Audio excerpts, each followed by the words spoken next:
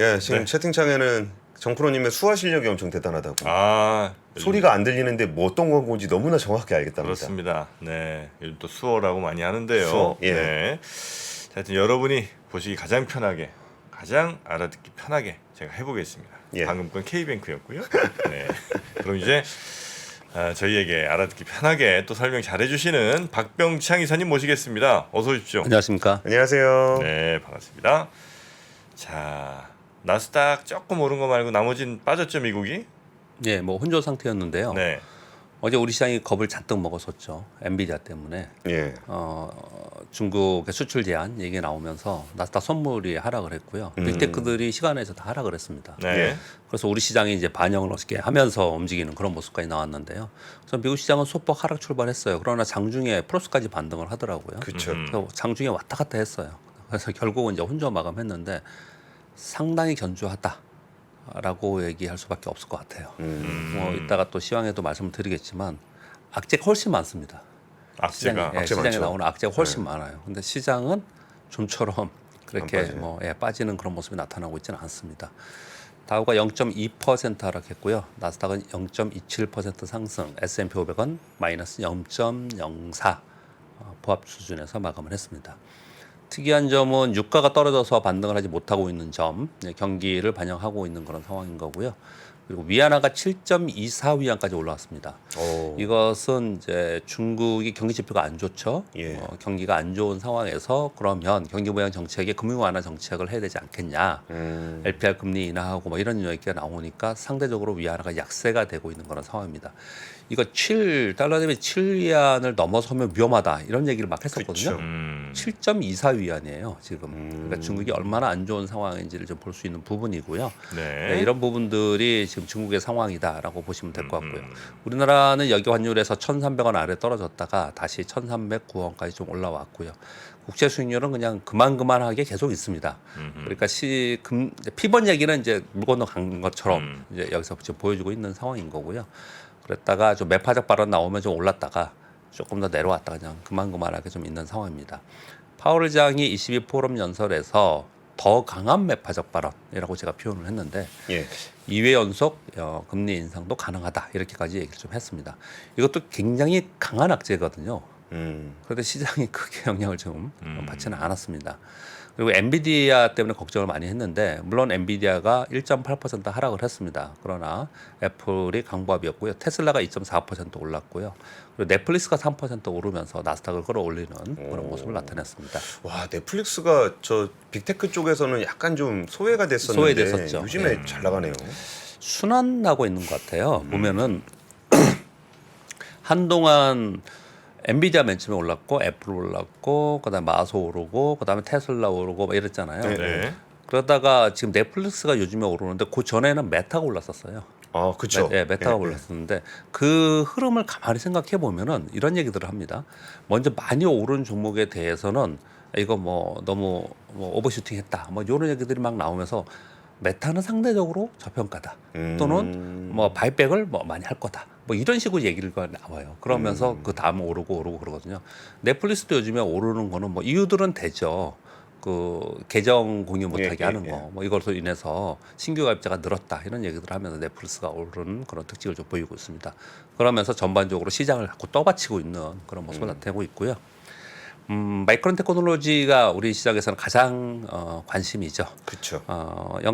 본장에서 0.4% 올랐는데요. 네. 시간에서 지금 방금 보니까 2.7% 정도 오르고 있습니다. 매출은 전분기 대비 QOQ로 2% 정도 증가했고요. 매출과 이익 모두 시장 전망 대비 소폭 상회하는 발표를 했습니다. 네. 바닥인가요? 주요 내용들을 좀 보면요. 낸드는 약 10% 정도 올랐고요. 가격은 좀 떨어졌고 낸드 플러스는 약 30% 정도 올랐고요. 근데 가격은 좀 떨어지는 그런 모습을 나타냈고요. 그건 이제 지나간 거고요. 향후에 가이던스를 내놨는데 지금 현재 25% 정도 감산 얘기를 좀 했었는데 30%로 확대하겠다라는 내용이 나왔고요. 그리고 서버 수요가 회복되고 있다라는 발표를 했고 그리고 AI 수요가 예상을 상회하는 굉장히 강세이다. 이렇게 지금 발표를 좀 하고 있고요. 근데 그럼에도 불구하고 전망이 다음 분기는 이번 분기보다 좀 높게 전망을 했거든요. 그러면 굉장히 보수적으로 많이 발표를 해요. 마이크론 테크놀로지가. 예, 예. 그렇다면 시장에서 좀 환호할 법한데 그렇게 강하게 물론 플러스 시간에서 오르긴 하지만 강하게 오르지 못하는 이유는 중국 제재 관련 중국향 매출 있잖아요. 예. 여기 요번 분기에 안 잡혀 있어요. 아. 다음 분기에 많이 잡힙니다. 그러니까 마이크론의 예. 중국 제재로 인한 예, 예. 부분이죠. 예. 예. 근데 이게 한 50% 정도는 타격을 있지 않겠냐 라는 가이던스가 좀 나왔습니다. 그래서 이런 부분들을 좀 감안을 해야 되는데 근데 이런 부분들을 말은 이렇게 했는데 다음 분기 가이던스가 이번 분기보다 높아요. 오. 이번 분기보다 높습니다. 네. 그래서 시간에서 좀 오르고 있는 상황이고요. 그래서 지금 나스닥 선물과 나스닥에 있는 빅테크의 시간에서 0.5에서 1% 정도 오르고 있는 그런 상황이고요. 여기 지금 텍스트는 안 가져왔는데 하나 더 말씀드리면 오늘 지금 시간에서 은행주들도 오르고 있습니다. 은행주. 예, 이건 이제 스트레스 테스트를 했거든요 이번에. 아. 결과가 나왔는데 최악의 경우에서도 버틸 수 있는 정도의 스트레스 테스트 결과가 나왔어요. 좋게 나왔습니다. 그래서 지금 은행주들이 시간에서 상승을 좀 하고 있어서 네. 미국 시장은 지금 시간에서 상승하고 있다라는 것까지 전해드리도록 하겠습니다. 우리 시장이요? 우리 시장은 엔비디아 겁을 더 먹었어요. 엄청 겁먹고 시작을 했습니다. 근데 외국인들이 선연물 아침부터 매도하기 시작을 했고요. 외국인들은 결국 3,923억 정도의 순매도를 했습니다. 약세 전환해서 하루 종일 밀렸어요. 하루 종일. 그래서 이제 좀 비교적 큰 음봉이 발생을 했는데 그래서 네. 아마 여러분들이 좀 걱정스러울 것 같습니다. 비착 프로그램 매도가 2,550억이 나왔는데 왜 걱정스러울 것 같다 제가 생각이 드냐면 어제 대형주들이 하라 그랬어요. 같은 섹터 내에서도 예를 들어서 반도체다. 그럼 반도체 대형주가 하락하고 중소형주는 강세였어요. 그래요? 2차 전지 대형주가 빠지고 중소형주는 상대적으로 강세고 어제 코스피가 0.67% 하락했잖아요. 대형주 0.8% 하락했거든요. 중소형주는 0.1% 하락했습니다. 오. 그래서 어제 중소형주가 상대적으로 강했어요. 그래서 개별 종목을 갖고 계신 분들은 체감적으로 그렇게 나쁘지 않았을 가능성이 있거든요. 그런데 대형주가 하락하면서 지수가 음봉이 딱 나니까 야 이거 이제 스타트해서 이제 하락했구나 이런 불안감이 어떻게 생길 법한 상황입니다. 사실은요. 근데 여기서 다음 주까지는 좀 지켜보자고요. 왜 그런 말씀 드리냐면 드디어 반기말이 됐습니다. 드디어 반년이 끝났습니다. 그 정부로님이 그 얘기 맨날 했다고 하지 말라고 그러셨어요. 예, 예. 굉장히 중요합니다. 수급에서도. 네, 반기죠. 실전 네. 매매에서는 굉장히 중요합니다. 이 수급이요. 그래서 네. 외국인들이 최근에 환율이 1,300원 아래 떨어졌다가 이렇게 위에 올라갈 땐 샀어요. 오히려. 그러다 밑으로 떨어질 때 이익 실현 매도가 계속 있었거든요. 근데 월말로 되면서 그리고 반기말로 되면서 외국인들이 최근 들어서 지난주부터 팔기 시작을 한 거거든요. 예. 그래서 외국인들의 지금 매도가 이벤트성 매도일 가능성이 있는가도 체크를 좀 해볼 필요가 있다라는 거죠. 이벤트성이라는 게 뭐죠? 반기말에서 리밸런싱 하거나 자익 질환하거나 아니면은 뭐 아웃소싱 준 거 클로징 하거나 클로징이 제일 많아요. 반기에. 우리 12월에 그러면 12월에 클로징 하는 거는 그거는 뭐 매번 있던 건데 그건 되게 중요하게 생각하잖아요. 시장에서요. 그쵸. 6월 말에도 있거든요. 아. 이런 부분들을 확인하기 위해서 적어도 다음 주까지는 좀 이 수급을 좀 봐야 되지 않을까라는 그러니까 생각을 합니다. 반기의 평가를 받으니까 반기 말이 예, 되면은 그렇습니다. 예. 지금 내가 성적이 괜찮다. 예. 그럼 딱 실현해서 이제 클로징을 시켜버리는. 그렇습니다. 수 있다는 거죠? 예전에보다는 그렇게 많지는 않아요. 네. 예전엔 엄청나게 심했습니다. 왜 그랬을까요? 예전엔 주식으로 평가 이익을 가지고는 평가해주지 않고 예. 팔고 현금을 가지고 평가해줘서 그 오. 평가액에 따라서 성과급을 받잖아요. 실현손익. 예, 실현손익에서 우리나라는 그렇게 크지 않은데요. 외국계에 제가 국제부에 잠깐 있었거든요. 외국계들은 전부 다 그냥 거의 대부분 다 계약직이고 다 상무예요. 그냥 나이를 떠나서 그래서 이익에 대해서 성과급을 받는 구조로 다 되어 있어서 그 이 성과급 받기 위해서 굉장히 그때의 관리를 굉장히 많이 합니다. 이런 부분들의 이벤트성 거래가 충분히 있을 법해요. 6월 말이기 때문에 이런 부분들을 좀 살펴보자라는 정도 말씀을 좀 드리고 있는 거고요. 네. 혹시나 그런 부분들이 영향력이 있을 수 있다. 다음 주까지 한번 보자라는 말씀을 드리겠고요. 예. 어제 그 애플페이 확대로 인해서 핀테크와 전자결제 테마가 강세를 보이고 있고요. 왜냐하면 애플페이가 현대카드하고 하는 거잖아요. 예, 예. 그런데 지금 뭐 여러 군데에서 우리도 애플페이 하겠다. 뭐 이런 얘기를 계속 하고 있는 상황이라서 그 점유율이 역전됐죠. 예. 현대카드가 애플페이 등이었고 올라갔잖아요. 3인가까지 올라갔죠. 3위까지 올라갔습니다. 네. 그리고 의료기기, 미용기기가 상대적으로 강세를 좀 보였습니다. 오늘 미국의 1분기 GDP 확정치 나오고요. EU 정상회의가 있습니다. 제가 지금 쭉 말씀드리면서 시황 및 투자 전략을 사실은 이제 섞어서 말씀을 계속 네네. 드리는데요. 연준의 매파적 발언 계속하고 있죠. 부진한 경기 지표 나오고 있죠. 그럼에도 불구하고 시장이 상당히 견조한 거예요. 그러니까 우려와 기대가 동시에 존재하고 있기 때문에 시장이 이런 것 같다라는 표현을 좀 드리고 있는 거고요. 그리고 시장을 가만히 이렇게 살펴보면은 이 전망에 대해서 시장이 거기서 막 왔다 갔다 하지 않는 것 같아요. 이제는 이제 확인하려고 하는 것 같아요. 네네네. 그러니까 내일 PC가 있고요. 오타가 나왔습니다. PC가 있고요. 다음 달 CPI와 FMC 이런 것을 확인하면서 시장이 가려고 하는 그런 느낌을 굉장히 많이 받습니다. 그래서 예전에는 말 한마디에 막 왔다 갔다 하고 막 그랬잖아요. 네. 예. 또 전망 막 이런 것들에서 왔다 갔다 했는데 지금 시장은 이제 알겠고 이제 확인할게. 내가 확인하고 할게. 이런 느낌이 좀 많은 시장이다 생각이 들고요. 우리 시장은 2,500에서 2,650포인트 박스권 진입을 했다. 재진입이라는 표현을 썼고요. 지난주부터 외국인 매도로 대형주가 약세입니다. 그래서 환율이 1,300원 위로 다시 올라섰습니다. 좀 전에 말씀드린 바와 같이 반기말 수급, 환율 연동 수급으로 인한 외국인 다음 주까지 좀 확인을 해보고 시장을 좀 판단해보자라는 생각을 하고 있고요. 그거와 또 이건 이제 시장에 대형주가 움직이는 거니까 시장하고 상관이 있는 거고 그거와 별개로 개별 종목들은 뭐 테마 종목이 따로 움직이는 것도 있지만 2분기 실적 전망에 연동하면서 종목별로 그 같은 섹터 내에서도 지금 차별화되면서 움직이고 있어요. 그래서 예. 종목을 보면서 가야 됩니다. 실적 시즌에는 항상 종목을 보고 가야 된다. 당연한 얘기를 드리는 겁니다. 근데 시장이 막 급락하고 이러면은 종목도 없지만 지금은 그렇죠. 이제 그런 상황이 아니기 때문에 종목만 보고 가자 이런 전략을 말씀드리겠습니다. 예. 주요 이슈도 한번 점검해 보죠. 예, 첫 번째 이슈는 비밀 회동 회담을 했네요. 덴마크에서 G7 국가 우크라이나 포함 미국, 독일, 영국, 프랑스, 이탈리아 그리고 캐나다, 일본, 그리고 사우디아라비아, 브라질, 남아공, 인도 등이 비밀 회담을 했다라고 하고 나서 발표가 있었습니다. 23일 날 했다고 합니다. 뭘 했냐? 총알은 우리 거 갖다 쓰는데 우리는 안 깼네요. 예, 그래서 우크라이나 전쟁에 관한해서 비밀 회담을 했다고 합니다. 그러면서 이게 발표가 나오면서 독일 방송으로 해서 발표가 나오면서 러시아는 제외했고 중국은 초대했지만 불참했다. 요 비밀 회담이 끝나고 나서 7월에 공식적으로 이건 비밀 회담이고 공식적으로 우크라이나 러시아 전쟁의 평화 회담 가능성이 있다. 라는 쪽으로 보도를 좀 하고 있습니다. 우크라이나 러시아 전쟁에 대해서 끊임없이 우리 주식 투자자들이 얘기하는 이유에 대해서 잠깐 설명을 좀 드려보겠습니다. 올해 하반기와 내년도에 경기 침체 들어간다면서요. 그렇죠. 거의 대부분 다 그렇게 얘기하지 않습니까? 네. 우리나라 이코노미스트들도 다 그렇게 얘기를 하고 있잖아요. 거기다가 피벗까지 금리 인하까지 안 한다 하더라도 금리를 동결하면서 CPI가 좀 떨어지고 물가가 떨어지고 또 기업들의 실적이 터닝을 하는 모습이 나타나면 좀 하반기 기대해 볼 수 있잖아요. 예. 그런데 금리 인상 더 한다면서요 지금. 그죠. 그렇게 얘기 계속 하고 있는 상황이잖아요. 그리고 물가는 떨어지긴 요번에 떨어질 건데 이번에 떨어지는 게 저점으로 해서 반등하지 않을까라는 전망이 우세합니다 지금. 네. 왜냐하면 기저효과에서 떨어진 부분이 있기 때문에 예. 요번에 3%까지 떨어졌다가 3% 이내로 아래로 떨어지긴 어렵다. 이건 파월 의장, 옐런장과 우리나라 한국은행 총재께서도 다 그렇게 얘기를 하고 있는 거예요. 그러면 더 이상 떨어지지 않는다. 그러면 하반기에 지금 이제 6월 말이잖아요. 하반기에 어떤 호재가 있을 거냐는 거예요. 시장 뭘로 끌고 갈 거냐. 그러니까 우리나라 같은 경우에는 이제 반도체 사이클이 저점을 찍고 올라가면 한번 기대해 볼까? 이 정도? 예.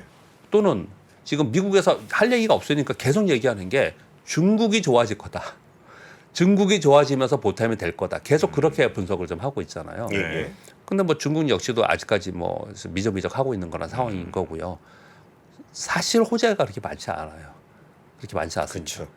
근데 우리 정 프로님 맨날 주장하시는 희망도 포함되어 있지만 정강후광. 네. 정강후광을 뭘로 가져갈 거냐는 거죠. 분명히 시장은 어떤 모멘텀을 가지고 가야 되거든요. 그걸 바라보면서 향해 가는 겁니다. 목적지를 향해서. 네. 근데 그런 부분들이 뭐 금리 인상을 한다든지 뭐 CPI 확 떨어진다든지 뭐가 확실하게 있으면 좋겠는데 그런 부분들에 대해서 지금 명확하지 않기 때문에 시장이 이러고 있는 거거든요. 근데 만일 시장이 위쪽으로 우리가 생각했던 것보다 굉장히 강한 시장이 있다면 그건 바로 이거예요. 우크라이나 우크라이나 재건사. 러시아 전쟁입니다. 이런 내용들은 제가 그냥 아침 데일리 방송과 이렇게 말씀드리지만 많은 자료들이 나와 있는 상황이고요. 일단 평화회담이 잘 되거나 종전하거나 휴전하거나 어떤 일이 발생이 되면 네. 일단 기본적으로 물가가 떨어집니다. 음. 물가 떨어지죠. 유럽 중국 좋아지죠. 재건하면서 전 세계 경제에 보탬되죠. 여러 가지 이유가 있어요. 그래서 굉장히 중요합니다. 굉장히 중요합니다. 그래서 요거는 계속해서 여러분들이 추적하고 시황에 연관되어서 항상 봐야 된다. 이런 말씀을 좀 드리겠습니다. 네. 예. 두 번째는 무역협회에서 1월부터 5월까지의 대중국 무역 적자가 118억 달러 숫자를 발표했는데요. 12개월째 적자입니다. 예. 중국은 꽤 오랜 동안 거의 우리가 기억하는 정도의 그 세월 동안 우리나라의 최대 무역 흑자국이었습니다. 그렇죠. 근데 지금 최대 무역 적자국으로 전환됐다라는 거예요. 예. 근데 뭐 때문이냐? 2차 전지 관련된 것이 가장 많고 또 하나는 뭐냐면 중국의 중간재를 많이 팔았잖아요. 예, 중국의 중간재 자금률이 굉장히 높아졌다라는 거예요. 이 두 가지 있고 만약에 하나 덧붙인다면은 IT입니다. IT. 중국의 IT가 굉장히 많이 올라오면서 우리나라 IT 수출이 줄어들면서 이렇게 지금 적자국으로 변화된 거거든요. 이 숫자가 어느 정도인가 뭐 맨날 얘기를 하니까 안 좋다는 건지 알고 있는 상황이잖아요. 지금 요거는 화면은 연합뉴스 거를 제가 캡처해 왔고요. 자료는 이제 산자부 건데요. 대중국 무역 수지 추이 요거는 맨날 보는 거고요. 이거보다도 요게 좀 재밌습니다. 뭐예요? 2차 전지 원료 중국으로 수입 비중이에요. 보면 2차 전지의 원료와 2차 전지 완성품의 수입이 전체 무역 적자의 22%를 차지한다라는 거예요. 예. 황산, 코발트, 뭐 전구체, 양극화, 물질, 인조, 흑연, 천연, 흑연 보면 막 다 90% 이상 넘죠. 그래서 이런 것들을 보면은 결국은 이 소재 관련 원자재 관련돼서 우리나라가 다변화해야 된다는 게 굉장히 시급하다는 것도 굉장히 많이 느껴지는 부분이고, 그리고 중국과의 무역 관계에서 우리나라가 어떤 것은 빨리 벗어나야 되고 어떤 것을 지금 더 진행을 해야 되고 이런 부분들이 많이 좀 알려져. 대중국 흑자에서 적자로 돌아선 데는 이번에 2차 전지 저 소재들 수입이 막 늘어나는 이 과정도 무시 못하겠고요. 무시 못한다라는 거죠. 지금 전체 22%는 된다는 반도체 거죠. 수출 줄어든 것도 당연히 이제 한 원인이지만 예. 소재도 있지만요. 2차 전지 완성품도 10%나 지금 비중이 된다는 거잖아요. 우리나라 그 저가 자동차, 전기차에서는 얘네 거 쓰지 않습니까, 사실. 네네. 물론 그러니까 CAT의 걸 조금 쓰고 예, 예. 그 LG엔솔하고 SK온이 중국에 공장이 있어요. 그치 공장에 있는 걸 갖고 오니까. 예. 예. 그거 갖고 오다가 좀 그렇죠. 저렇게 되는 예, 게 좀 그렇게 있습니다. 되는 겁니다. 아, 그것도 이제 적자로 포함이 되는군요. 그렇죠. 예. 예. 사온 거니까. 어쨌든. 네. 세 번째 뉴스는 아까 우리 공 기자님 말씀 주셨던 삼성전자가 이제 저도 지금 이번 주에 계속 이걸 말씀을 드리고 있는데 하나씩 말씀을 드리고 있는 건데요. 지라 관련 전력 반도체 양산하겠다는 발표가 있었습니다. 파네치 4세대 지라 관련 전력 반도체 파운드리 계획을 발표를 했습니다. 그리고 여기 지금 번호가 떨어졌는데 요거는 뭐 계속해서 말씀드렸습니다. 미국에서 상무부에서 중국의 그 엔비디아 등 기업의 중국 등의 AI 칩 수출 제한한다는 내용이요. 예, 예. 그리고 그 이나노 있잖아요. 아까 말씀 잠깐 주시던데 계속 이나노. 얘기들을 합니다. 그런데 이제 디타임스발 얘기는 우리 삼성전자가 그러니까 올해 말에 공장 가동을 좀 열심히 해서 내년도에 이나노에 기대를 해보겠다. 이렇게 제가 어저께도 말씀을 드렸었거든요. 예. 근데 지금 TSMC는 잠재적 이나노 공정의 고객사와 지금 협의를 하고 있다라는 얘기를 좀 하고 있어요. 예. 이런 뉴스도 좀 가져오는 이유는 지금 TSMC의 점차로 좀 벌어지고 있잖아요. 우리 삼성전자가.